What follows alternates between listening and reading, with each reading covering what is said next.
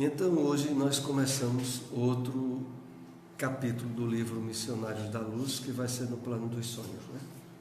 Vamos ver a introdução, extraída do Evangelho comentado por Emmanuel, Lucas, capítulo 10, versículo 42. Acima de tudo, compete-nos guardar dentro de nós mesmos uma atitude adequada ante os desígnios do Todo-Poderoso. Avançando segundo o roteiro que nos marcou a divina lei, realizando esse necessário, cada acontecimento, cada pessoa e cada coisa se ajustarão a nossos olhos no lugar que lhe é próprio. O comentário dessa passagem do Evangelho de Lucas, capítulo 10, 42, é o desdobramento do que nós começamos a comentar na semana passada. É aquela parte em que Jesus vai visitar a casa de Lázaro e lá é recebido por Maria e por Marta. Só que Maria fica ouvindo os comentários e a conversa de Jesus na sala e Marta vai aprontar a comida na cozinha. Depois de algum tempo ela se irrita porque tinha a expectativa que Maria fosse ajudar ela, e Maria fica ouvindo Jesus na sala. E ela vai reivindicar com todos os direitos humanos de que o mestre peça para que Maria vá lá ajudar ela na cozinha. E a resposta que o Evangelho faz o registro é até um pouco surpreendente, porque Jesus diz: Marta, Marta, Maria escolheu a melhor parte e essa não lhe será tirada. E aí existem inúmeras interpretações e mensagens em cima dessa passagem bíblica. Nós vamos tentar fazer um comentário do que Emmanuel aqui nos traz, adequando a esse entendimento que o Espiritismo nos propicia. Vejam só. Emmanuel aqui começa dizendo o seguinte: acima de tudo, compete-nos guardar dentro de nós mesmos uma atitude adequada ante os desígnios do Todo-Poderoso. Avançamos segundo o roteiro que nos marcou a divina lei. A questão toda é a seguinte: é que em termos meramente humanos, não poucas vezes o que nós achamos que é certo e justo é errado e não é adequado. Porque não poucas vezes a gente interpreta o mundo e os acontecimentos pelo prisma da vida material e da unicidade das existências. E quando isso acontece é muito comum, sobretudo no mundo de provas e expiações como nós vivemos, os critérios humanos se chocarem com a realidade dos fatos. E aí o que se passa muitas vezes leva as pessoas a se afastarem da religião, da crença em Deus, por perceber uma série de fatos e fenômenos na vida material que parecem irem de encontro às noções de justiça e de equilíbrio que a criatura humana reflete e entende. Aqui mesmo, fazendo uma ponte com a situação na qual o Evangelho traz a mensagem do Cristo, é enfocada nessa situação. Porque é o seguinte: naquele momento em que Jesus estava em passagem pela terra, e na rara circunstância de estar na casa de Lázaro, conversando sobre o reino dos céus, esse fato era o mais importante de qualquer necessidade puramente humana. Claro que Marta, fazendo o trabalho de preparar alimento, etc., para o Cristo, ela estava no procedimento humanamente correto, não naquela circunstância. Era isso que Jesus estava dizendo. Era que naquela circunstância muito mais importante e prioritário era o lado espiritual que Maria estava dando atenção. Assim também se aplica para nós em termos de objetivos e metas na vida, na atual encarnação nossa. Muitas vezes há coisas humanas necessárias e corretas, mas que as espirituais precisam ter prioridade. E o correto muitas vezes vai se chocar com o humanamente correto. Não é por outro motivo que Paulo, em suas cartas, diz que a sabedoria do mundo é loucura para Deus. E a sabedoria de Deus é loucura para o mundo, para o homem, muitas vezes.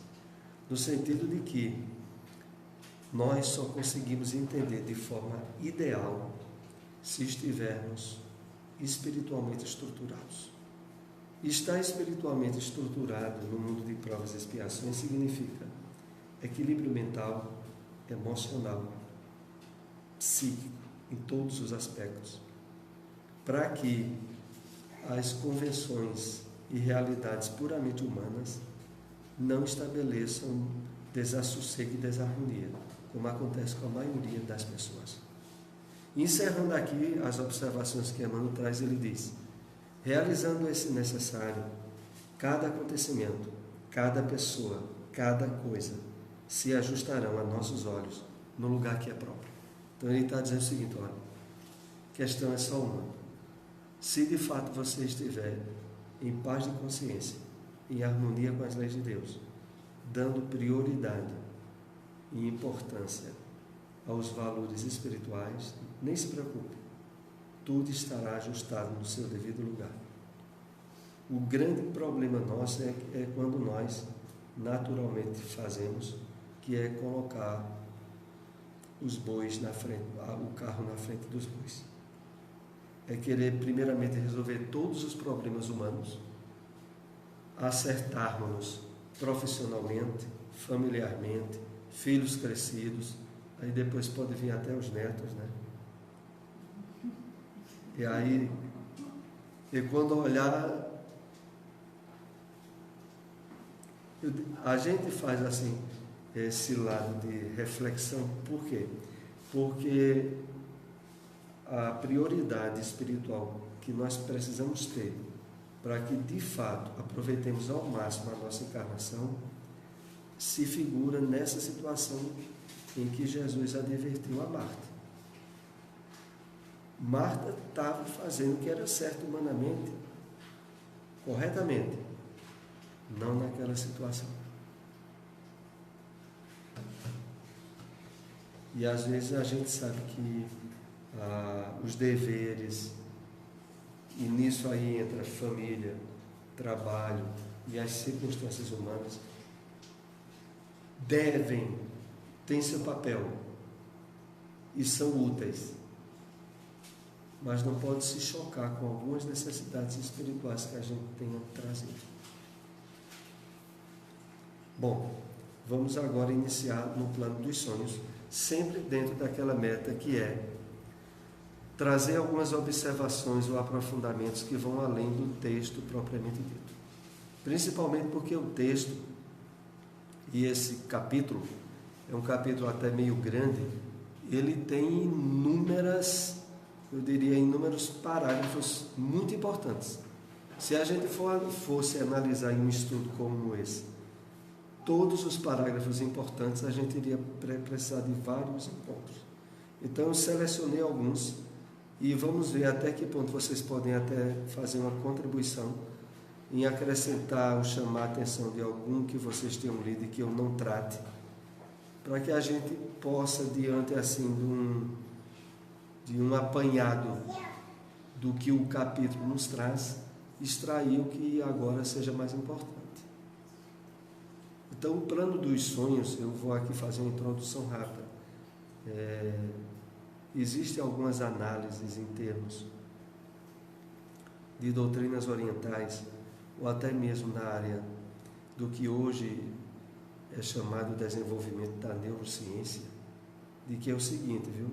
Cientificamente falando, o que a gente vê, se relaciona e interage no mundo material é ilusão. É muito mais real o que a gente sonha quando vai dormir do que a realidade em que os nossos sentidos físicos interagem. Porque os sentidos físicos nossos interagem, isso é cientificamente comprovado. É com as interpretações neuronais nossas. Interpretações neuronais significa distorção individual do que a gente vê, sente, ouve, escuta. E isso não deveria nos causar muita surpresa, porque vocês vejam, há várias áreas onde esse nível de compreensão é vivenciado. O que alguém nos fala, quando alguém nos conta um acontecimento, no momento em que a gente escuta, a gente faz uma interpretação dentro do que a gente já experienciou sobre aquilo que a gente ouviu, do que a gente entende quando aquela pessoa nos falou. Isso significa que algo que eu estou dizendo aqui a vocês, se for analisado, separado por alguns que aqui estão me ouvindo, possivelmente vai ter interpretações diferentes, mesmo que eu tenha dito uma coisa só. Porque cada um escuta e vai raciocinar e refletir com um material de conhecimento e de experiência que teve. Resultado, o mundo físico é um mundo de interpretações, não é um mundo de realidade, diríamos assim, em essência. E isso é em tudo que a gente ouve, vê, sente, interage. Por isso é que quando a gente vai dormir, e aí entra a questão do plano dos sonhos, em que o nosso cérebro físico, pelo menos, falaremos aqui em linguagem popular, deixa de meter o dedo, e a gente pode ter até uma constatação real muito mais verdadeira do que quando a gente está acordado. Porque quando a gente está acordado, tudo que a gente interage sofre o impacto da interpretação nossa. Então vai ser sempre uma realidade particular, interpretada e possivelmente distorcida. Então, se há um mundo de maia, de ilusão, como já diz as doutrinas orientais, é o mundo em que a gente vive fisicamente falando. Entremos agora no mundo real, que é o mundo dos sonhos. Vamos ver as observações que André Luiz traz sobre o mundo real.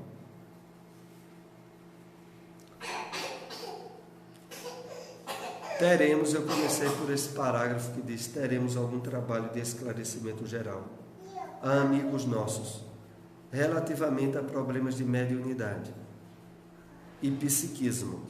Destina-se o serviço de hoje à preparação de cooperadores nossos ainda encarnados. Então vamos entender aqui o contexto do que vai ocorrer ao longo desse capítulo.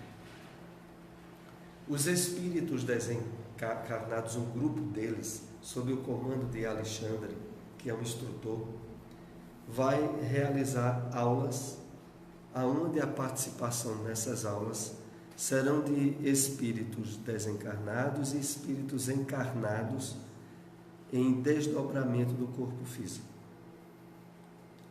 Então, muitos daqueles alunos estavam fisicamente dormindo e espiritualmente desdobrados. Isso possibilita para nós uma série de deduções. A primeira delas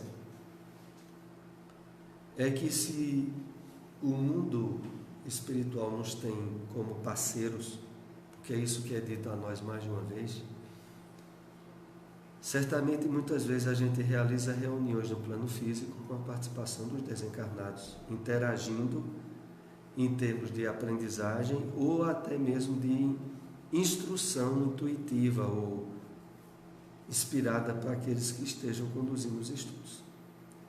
Porque lá quando nós formos dormir, normalmente, nos desdobramos e participamos de estudos que se realizam no plano espiritual. E quando nós estamos acordados fisicamente, realizamos reuniões e estudos onde os desencarnados vão participar. E aqui no caso uma observação interessante, é quando ele diz que a reunião era relativamente a problemas de mediunidade e psiquismo. Então, de mediunidade a gente entende logo que é as questões de intermediação do mundo físico e do mundo espiritual. E de psiquismo. Psiquismo que tem a ver com mente e com os fenômenos na área mental e psíquica diz respeito, no caso relativo à mediunidade, sobretudo aos fenômenos chamados de natureza anímica, que são realizadas pelo espírito do próprio médium e que muitas vezes se confunde com fenômenos mediúnicos. No livro dos médiuns há elucidações bem importantes sobre a questão do animismo. Tem um livro publicado pela Federação Espírita Brasileira de Alexandre Aksakov, chamado Animismo e Espiritismo. E há outras obras que tratam desses esclarecimentos importantes. Aqui eu vou apenas dizer de uma forma muito sintética.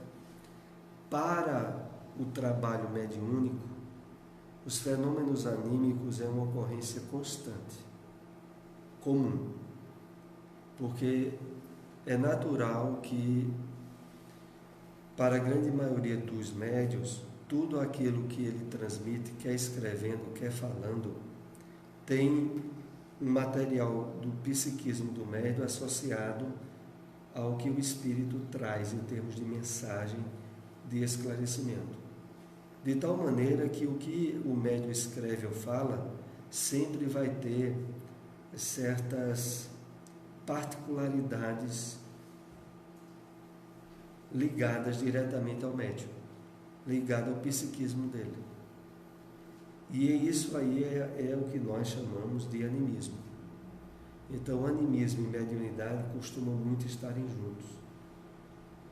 E não significa que seja sinônimo de mentira ou de uma espécie de mistificação, nem uma coisa nem outra. Na verdade, significa teor de realidade, porque quer a gente aceita ou não, nós mesmos, nos mais variados atos e circunstâncias do dia a dia, agimos normalmente sob influência e interferência do mundo espiritual. Se na nossa vida diária é comum e constante isso, quanto mais na prática da mediunidade.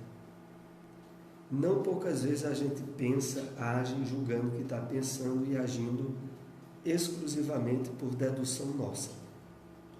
E em grande parte das vezes estamos sob o impacto da indução de espíritos desencarnados, do bem ou do mal, dependendo das nossas atitudes. Se no dia a dia já é assim, quanto mais quando se senta numa mesa mediúnica. Então, é natural haver sempre a questão do animismo presente. A questão se torna mais delicada porque no transe mediúnico é facilitada a eclosão do inconsciente do médium,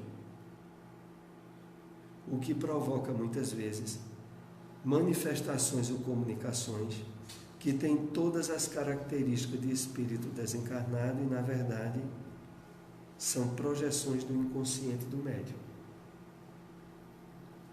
E aí alguns diriam, e o que é que se vai fazer numa reunião mediúnica? Porque, vejam, na reunião mediúnica normalmente já tem a participação do psiquismo do médium. E depois o médium está num estado de transe ou semitranse que facilita eclodir o inconsciente do médium, inclusive o inconsciente de vidas passadas. E aí vai se dizer, e agora faz o quê? Vai fazer o quê? Eu estou achando que deve ter carro querendo passar e não passa. Algum de vocês dê uma olhadinha. Então vejam como a situação aparentemente seria complicada. Está ali na mesa o médium, no estado de semitranse, eclode dentro dele fatos, situações, vivências de vidas anteriores, que pode se expressar em pessoas ou espíritos se comunicando, e na verdade é o inconsciente do médium. é orientado nas obras espíritas a respeito de mediunidade que as comunicações mediúnicas sejam tratadas como comunicações anímicas, sejam tratadas como comunicações mediúnicas, do mesmo modo. E aí a gente diz, então é uma mesa onde todo mundo está sendo enganado? Não, a questão aqui não é de estar sendo enganado. A questão é que os trabalhos mediúnicos, eles são profundamente terapêuticos para encarnados e desencarnados. Quando eclode uma manifestação anímica do médium, do passado do médium, é porque aquele inconsciente do médium precisa ser resolvido. E é resolvido durante os trabalhos mediúnicos. Na medida em que o médium fala o que sente, recebe algum esclarecimento sobre aquilo que está sentindo e recicla aquele conteúdo do inconsciente dele. O que facultará possivelmente, terminadas as reuniões, um nível até de quietude, de bem-estar, de harmonia que o médium não tinha antes. E por outro lado ainda tem um segundo benefício, que eu vou encerrar aqui esse comentário. Qual é o segundo lado do benefício maior? É que muitas vezes tem espíritos desencarnados presentes na reunião que precisavam ouvir aquilo que foi dito, aquele animismo do médium, e que indiretamente serve de lição para aqueles espíritos, por estarem vivenciando situações semelhantes ou parecidas com aquele médium. Então, na reunião mediúnica, tudo é aproveitado. A comunicação anímica é tratada como sendo mediúnica. De maneira nenhuma é para haver, por exemplo, um doutrinador. Infelizmente, a gente sabe que isso ocorre. Poucas vezes, mas ocorre. De o doutrinador, por exemplo, perceber que não há um espírito se comunicando com o médium, que é o inconsciente do médium, e dizer ao médium depois da reunião que ele vai estudar mais, porque aquilo que houve ali não é espírito se comunicando por ele, não. Aquilo foi coisa da cabeça dele, vejam. Infelizmente isso ocorre para alguns centros e trabalhadores não suficientemente esclarecidos. De depois dizer ao melhor, aquilo ali, você procura estudar mais, porque não era espírito. E isso muitas vezes fazer com que uma pessoa que está começando na mediunidade, eu nem vou mais, porque eu sei lá o que é que fala através de mim. Se acaso o doutrinador, que é quem é para saber mais, está dizendo que não é espírito, então eu não vou mais não. E na verdade, mesmo como estamos dizendo aqui, na comunicação anímica, há benefícios para o médium, para espíritos presentes e para a reunião. Bom, continuemos. É imprescindível dotar os companheiros de conhecimentos mais construtivos. Estabeleci, isso é Alexandre dizendo, estabeleci um curso de esclarecimento metódico para melhorar a situação. Nem todos sabem valer-se das horas do sono físico para o incentivo de semelhantes aquisições. Vamos fazer aqui algumas observações sobre esses pontos. Inclusive, esses que há pouco fizemos, meio extensivos, sobre mediunidade, é porque esse livro trata principalmente das questões de mediunidade. Então, é importante que a gente, sempre que puder, amplie a questão enfocando a respeito da mediunidade. Então, Alexandre diz aqui uma coisa importantíssima logo nessa primeira linha, que eu quero deixar bem destacado para nós. É imprescindível, quer dizer, não se pode deixar de fazer. O quê? Dotar os companheiros de conhecimentos mais construtivos, ponto. Aqui eu quero destacar a importância disso pelo seguinte. O enfoque que Alexandre está dando aqui é para o conhecimento, para a instrução, para a leitura. É claro que a vivência, como nós aprendemos na casa espírita ou fora dela, é indispensável a vivência do bem e do amor que a gente aprende na doutrina. Mas eu quero lembrar aqui 2 pontos que é bem destacado no Evangelho segundo o Espiritismo, que é colocado como os 2 mandamentos para os espíritas. Porque vejam, na Bíblia, nos Evangelhos, quais são os 2 principais mandamentos? Amar a Deus acima de tudo, né? E amar o próximo como a si mesmo. Esses 2 mandamentos. No Espiritismo, a espiritualidade diz assim: nós damos a vocês 2 novos ensinamentos, que também às vezes se traduzem por mandamentos. Quais são os 2 ensinamentos maiores da doutrina espírita? Espírita, instruí-vos, e depois, espíritas, amai-vos.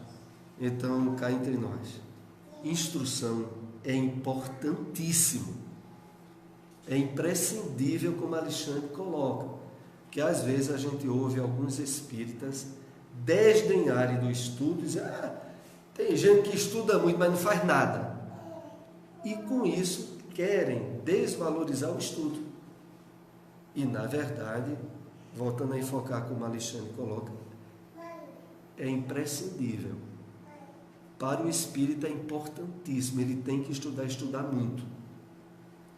Aprofundar-se no conhecimento da doutrina. E também, claro, vivenciar. Mas não busque substituir um pelo outro, porque os 2 são colocados como muito importantes. Na verdade, fechando essa explicação, qualquer pessoa que vivencia com autenticidade as virtudes e o amor que é ensinado no Evangelho, segundo o que eu já aprendi no Espiritismo, qualquer pessoa, se você encontrar alguém lá do mato, lá do interior, nunca viu falar de Espiritismo nem de Evangelho, e há alguém que faz o bem com desprendimento, com autenticidade, pode ter certeza, esse espírito, ele nessa vida pode ser até analfabeto, mas ele tem um conhecimento grande de outras vidas que a gente não tem ideia. Porque ninguém faz o bem com autenticidade se ele já não tiver trabalhado as linhas do conhecimento, se não nessa vida, em vida anterior. Então, coloquemos logo de lado essa história de que tem gente que faz muito bem e não sabe nada. Não sabe nada, vírgula. É alguém profundamente sábio de outras encarnações. Se não for assim, esse que faz o bem faz por aparência. E muitas vezes a gente sabe que as aparências, nesse mundo de ilusão que a gente vive, enganam muitos. Mas fazer o bem com autenticidade exige conhecimento. E grande sobre as leis divinas, sobre vida espiritual, mesmo que nessa vida a pessoa não tenha aprendido nada nessa área. Então esse é o primeiro ponto que eu destaquei aqui, quando Alexandre diz: olha, é imprescindível dotar os companheiros de conhecimentos mais construtivos. E ele continua: estabeleci um curso de esclarecimento metódico para melhorar a situação. Então, olha, esclarecimento metódico é porque o projeto que Alexandre tinha era de um estudo regular e contínuo. Um estudo onde o aprofundamento começa do mais simples para o mais complexo. E ele fecha dizendo: nem todos sabem valer-se das horas do sono físico para o incentivo de semelhantes aquisições. Essa é a forma que Alexandre usa de nos advertir e de querer abrir os nossos olhos. Porque para a gente que está lendo o livro e estudando, nós devemos estar nos habilitando a aproveitar bem as horas do sono físico. Porque estamos tomando conhecimento da importância disso e do fato de que muitas pessoas perdem oportunidades grandiosas de crescimento durante a noite por desdenharem os valores de ordem espiritual. Mas conosco deve ser diferente. Continuando. Contamos em nosso centro de estudos com um número superior a 300 associados. No entanto, apenas 32 conseguem romper as teias inferiores das mais baixas sensações fisiológicas para assimilarem nossas lições. Vamos aqui fazer algumas ponderações sobre isso. Vejam, dos 300 associados, praticamente 10%, 32 é que, na expressão que Alexandre coloca, conseguem romper as teias inferiores das baixas sensações fisiológicas. O que é que Alexandre está se referindo aqui a teias inferiores das baixas sensações? As teias inferiores aqui são todos os ligamentos energéticos, magnéticos, que prendem os espíritos encarnados de forma desequilibrada a valores ou fatores de ordem material. Vai desde posse de bens, vai desde relacionamentos pessoais, onde muitas vezes se vê muito aquele homem, marido que é dono da esposa ou esposa que é dona do marido. Ou situações onde o nível de domínio de pais e filhos é um desastre. Então, tudo aquilo que de forma desequilibrada nos prende a valores de ordem humana cria teias magnéticas e que dificulta o espírito, quando ele vai dormir, a participar e absorver valores de ordem espiritual. Porque normalmente essas teias magnéticas o prendem em termos de ilusão, de energia e de bloqueios.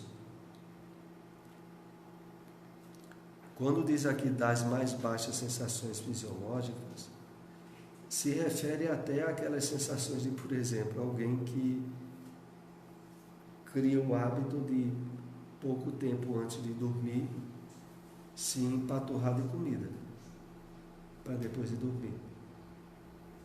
E vai haver todo um processo de trabalho digestivo, de gasto energético, de sensações ligadas aos processos digestivos, que muitas vezes abre campo até para certos tipos de sonhos difíceis que o espírito vai ter. Não é por acaso que, por exemplo, nos trabalhos mediúnicos se recomenda que a última refeição que antecede seja uma refeição leve,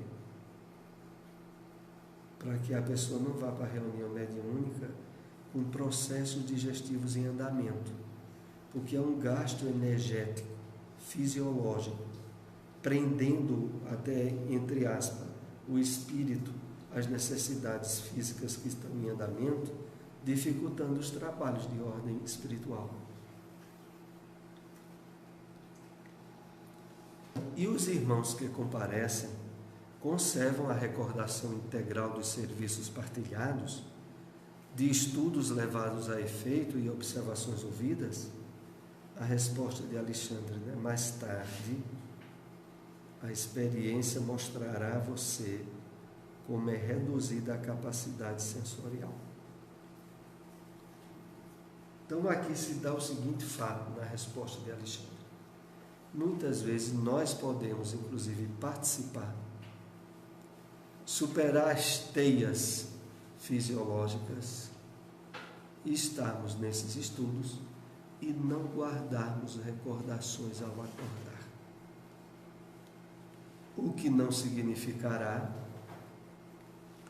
desaproveitamento do que houve.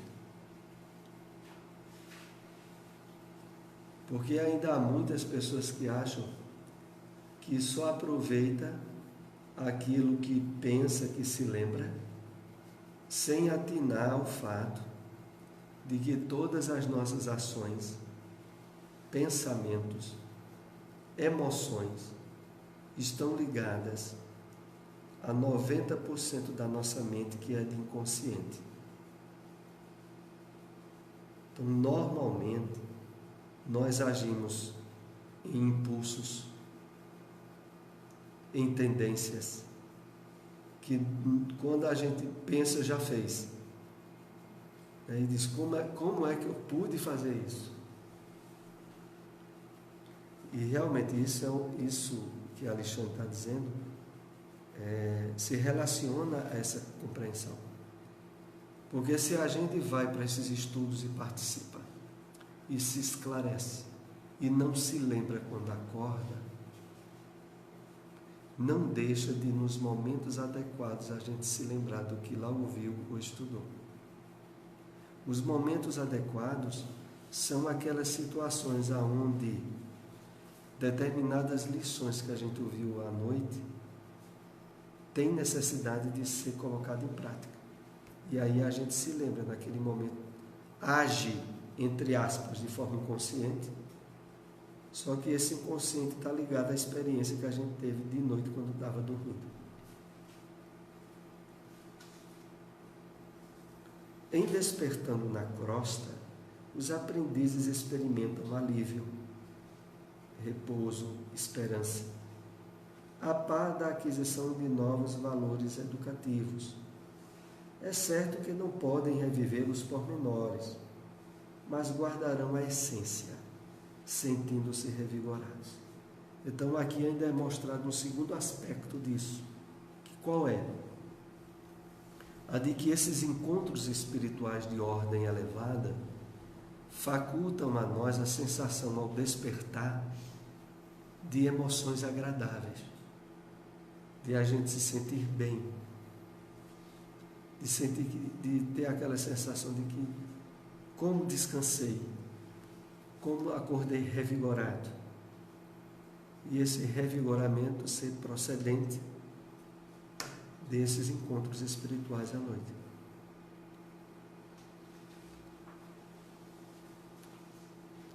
Grupos como esse que Alexandre analisa nesse livro, ele chega até a falar sobre isso, e existem inúmeros outros na Terra e fora da Terra. Em se referindo particularmente a nós espíritas, por exemplo, hoje, em nossa cidade, em Caruaru, a gente já tem 17 instituições espíritas. Há um tempo atrás a gente tinha 3 ou 4.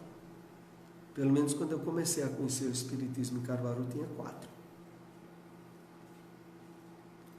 Era a AME. A princípio tinha até 3. As 3 eram a AME, o Leon Denis e o Emmanuel. Foi a 4ª. O Centro Espírita lá da Coab 2, a Casa Allan Kardec, já foi pouco tempo depois. Para se ter uma ideia, o Emmanuel foi fundado e parece que em 80, 83. E já a Casa Allan Kardec foi em 87. Entre 86 e 87. Exatamente. Coisa de uns 5 anos após, em média. Hoje tem 17. Então a gente pode ter uma ideia também de trabalhos espirituais que estão havendo em nossa cidade e que está fora dos nossos sentidos físicos de percepção. E imagine uma cidade como Recife. Atualmente Recife tem mais de 300 instituições espíritas espalhadas pelos bairros. Então há muita atividade sendo desdobrada no plano espiritual, sem dúvida.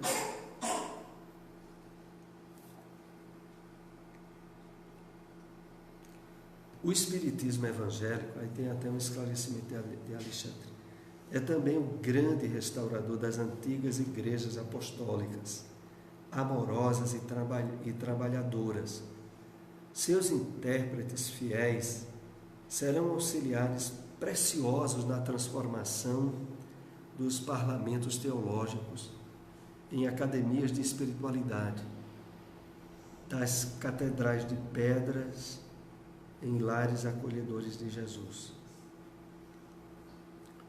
Eu coloquei em destaque essa página mais pelo fato de que, em termos de revelação espiritual, o papel que o Espiritismo exerce atualmente o diferencia em termos não só de responsabilidade, como também do que se espera dos trabalhadores e daqueles que hoje simpatizam com o Espiritismo. Então aqui Alexandre diz que é um grande restaurador das igrejas apostólicas, amorosas e trabalhadoras. Ele se refere sobretudo ao aspecto de que o cristianismo primitivo, as primeiras igrejas fundadas pelos apóstolos, foram fundadas em lares ou em lugares ermos, difíceis. Houve um período que as reuniões dos apóstolos eram nos cemitérios. Hoje em dia quem se reúne mais nos cemitérios em Caruaru é os gatinhos, né? Na época do cristianismo primitivo eram os cristãos, porque eram lugares que a população que era contrária já não chegava perto pelo clima do local. E aí os cristãos se reuniam lá. Então, outro aspecto importante é quando diz: seus intérpretes fiéis serão auxiliares preciosos na transformação dos parlamentos teológicos.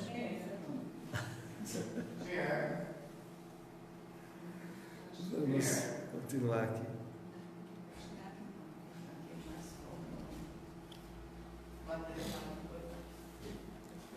Quando encarnados na crosta, não temos bastante consciência dos serviços realizados durante o sono físico.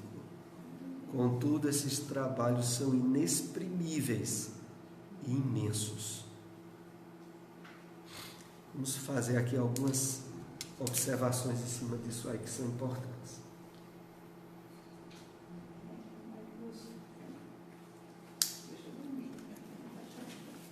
Como a gente vê, o objetivo maior da leitura e do estudo desse capítulo é despertar em nós a importância dos trabalhos que nós somos chamados ou convidados a realizar quando vamos dormir fisicamente, para que a gente tenha uma certa preparação e confiança nessas atividades, as quais a maioria da humanidade não tem, inclusive dos cristãos mesmo, que não sejam espíritas. O pior é quando os próprios espíritas não têm.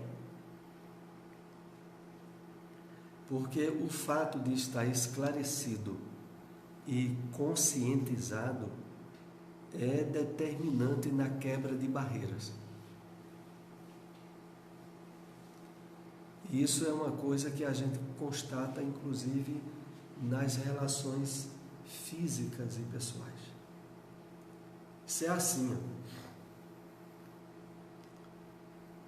Se nós, por exemplo, temos o hábito de entrar nessa sala e, por já ter uma ideia de onde ficam os móveis, etc., a gente não gasta maior atenção.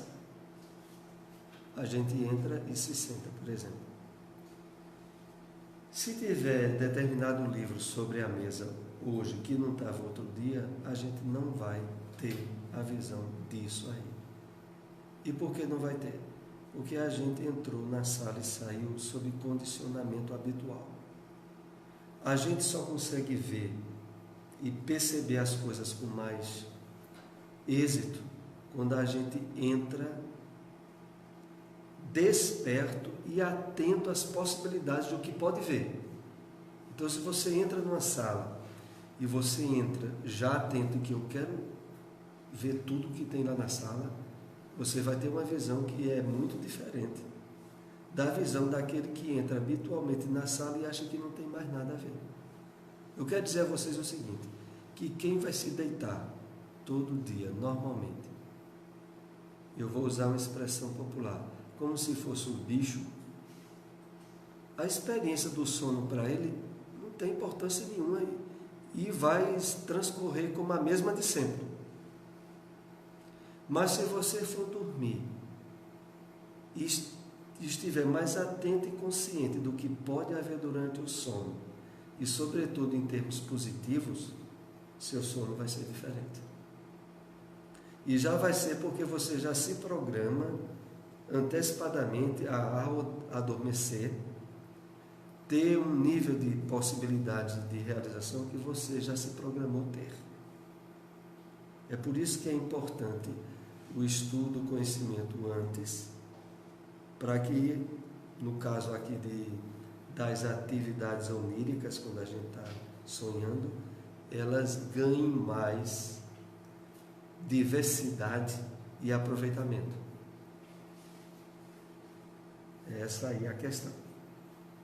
E no final aqui, quando Alexandre diz que esses trabalhos são inexprimíveis e imensos, então há muitas possibilidades da prática do bem, da caridade. Na semana anterior a gente leu aqui o trabalho do passista, acho que o nome dele era Afonso, que foi desdobrado à noite para socorrer Antônio, que estava prestes a ter um AVC, não foi? E os espíritos utilizaram aquele trabalhador encarnado em desdobramento para, através das energias magnéticas dele, socorrer Antônio. É por isso que esses trabalhos são inexprimíveis e são imensos. Infelizmente, a maioria se vale inconscientemente do repouso noturno para sair à caça de emoções frívolas ou menos dignas.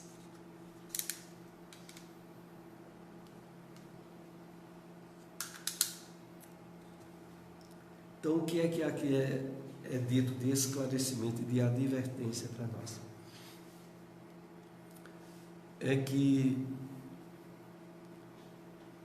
o nosso espírito está aonde o nosso coração, ou aquilo que a gente sente ou gosta, está. Mas se durante o dia o que nos envolve em termos de importância são as emoções frívolas e menos dignas, e nisso, é claro, envolve desde hábitos de vícios a desequilíbrios morais, é lógico que de noite, quando se vai dormir, o espírito vai para onde aquilo chamou a atenção durante o dia. Vai para lugares e ambientes aonde esses tipos de emoções estejam sendo compartilhadas. E isso, como Alexandre coloca aqui, é um resultado muito infeliz, porque acaba inabilitando essas pessoas a ter um aproveitamento muito maior em termos espirituais, em termos reais para o seu espírito.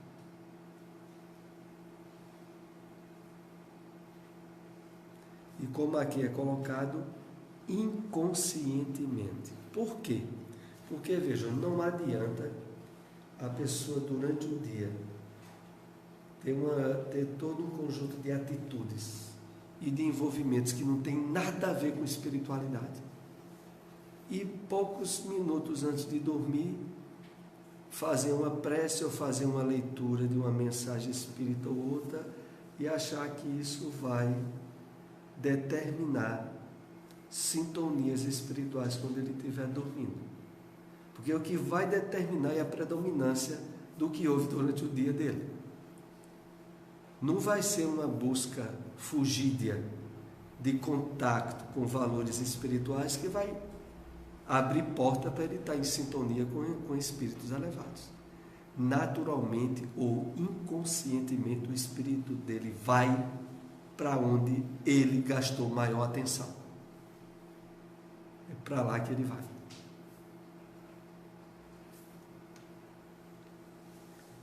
Graças a Deus, aí a gente vai entrar na análise daqueles dois espíritos,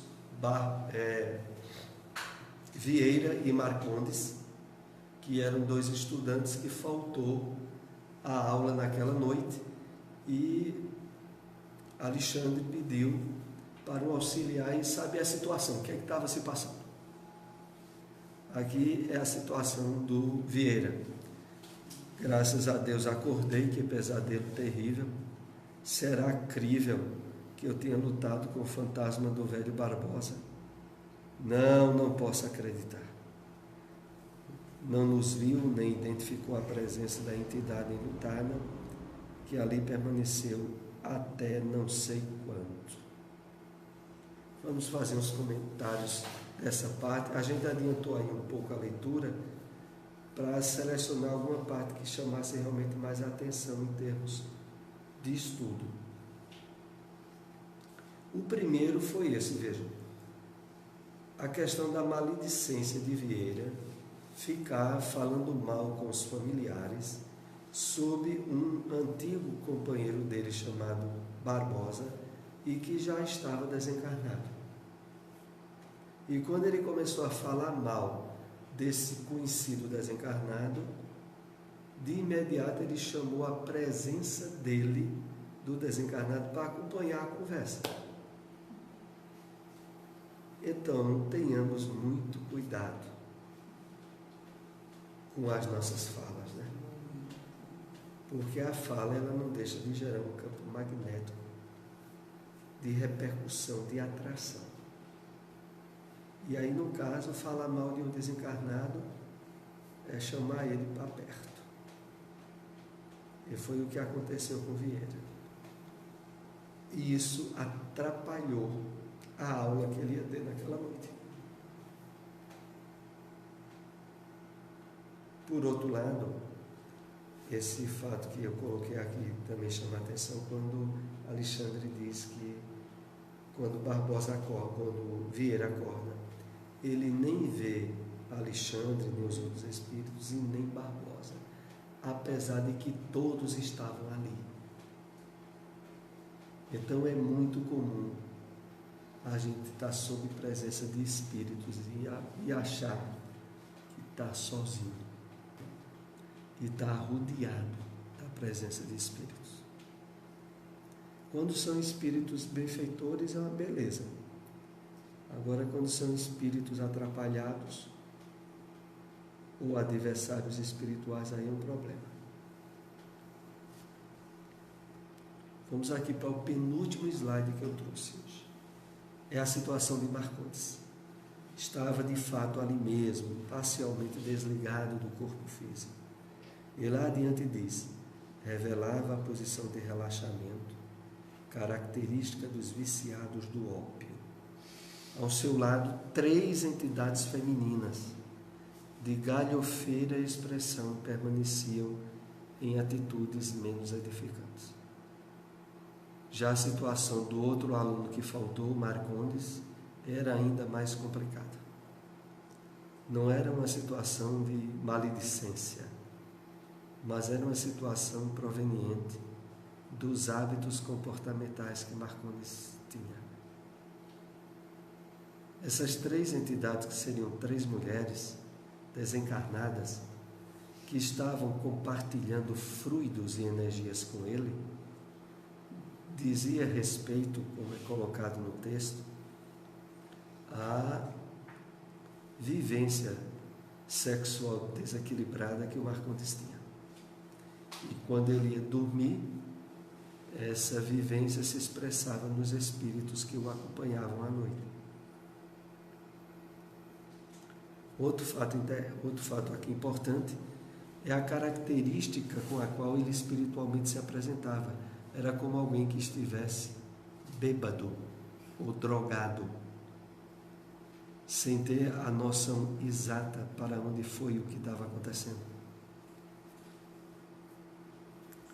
Em verdade, a espiritualidade coloca para nós, em termos de responsabilidade, qualquer linha de hábito ou de comportamento que estruture desequilíbrio, perversão ou prejuízo ao nosso próximo. E nisso entra, claro, as questões de ordem íntima, sexuais. Né? As preleções de Alexandre não se destinam somente ao preparo dos nossos irmãos, que ainda se ligam aos envoltórios de carne. São igualmente valiosas para nós outros, que necessitamos enriquecer possibilidades para socorrer com êxito os companheiros encarnados. Então aqui é feito esse comentário importante de que o conteúdo das lições da aula que Alexandre dava servia tanto para a preparação dos desencarnados em qualificar a assistência que eles poderiam dar, como para os encarnados. Bom, alguém teria alguma observação ou alguma pergunta do que a gente conversou? E realmente esse capítulo ele tem muitas lições, muitas observações que poderiam ser acrescentadas. Nós fizemos aí uma síntese, mas eu sempre enfoco muito aquilo, esses livros, é livro para a gente fazer várias leituras. A diferença aqui dos dois é que esse último Marcondes, ele viu, né? Ele viu os desencarnados lá. E o outro não. O Barbosa viu, mas em desdobramento. Tanto viu que ficou apavorado querendo acordar. Ele desdobrado via. Não via quando acordou no corpo. Mas o Marcondes via o Alexandre. O Marcondes. Né? O auxiliar de Alexandre. Sim, exatamente. Muito bem observado. No final, né? Ele percebeu isso, que ele ficou até envergonhado. Ficou envergonhado. Apesar de que agora eu entendi o que foi. O Marcondes ele não foi acordado. Né? Inclusive, André queria acordar. E o instrutor disse, não, aqui não é a situação do outro, não. Até dando a nós a lição, aqui, aqueles espíritos vieram, porque ele atraiu e chamou os espíritos. E por isso aquelas 3 entidades tinham ordem, né? Queriam dizer, não, a gente não sai daqui não, porque ele é que nos chamou. Então, vê, tudo aquilo se desenvolveu em desdobramento. Ele fica até envergonhado, desdobrado, mas ainda não tinha acordado. Segunda lição que o instrutor deixou é que quando ele acordar, ele vai acordar com sentimento de culpa, porque ele terá, em termos inconscientes, algo nele dizendo que ele fez muito mal, ele fez muita coisa errada. Mas isso aí seria só quando ele despertasse. Então vamos para a prece, né?